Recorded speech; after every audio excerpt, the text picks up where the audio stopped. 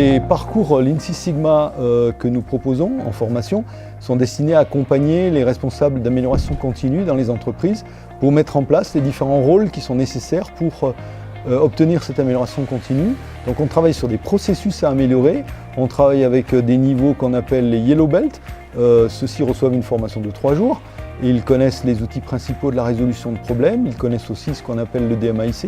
Et ensuite, selon les besoins, les entreprises forment aussi des Green Belts, des Black Belts et parfois, pour les grandes entreprises, des Master Black Belts. Les formations que nous proposons sont depuis toujours des formations action, c'est-à-dire des formations où on travaille sur des exemples une bonne partie du temps.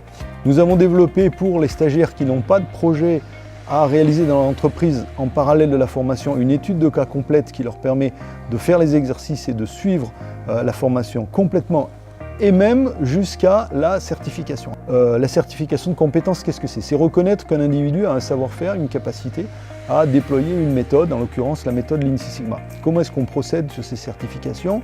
On en propose de 2 types. Seconde partie, c'est-à-dire nous, organismes de formation, certifions la personne sans qu'un tiers intervienne. Tierce partie et intervention d'un organisme distinct qui est une association internationale basée aux États-Unis qui s'appelle l'IASSC. On peut se demander pourquoi est-ce qu'un stagiaire ferait en plus de son travail l'effort particulier d'atteindre une certification. Il est évident que la certification représente un avantage pour l'employabilité.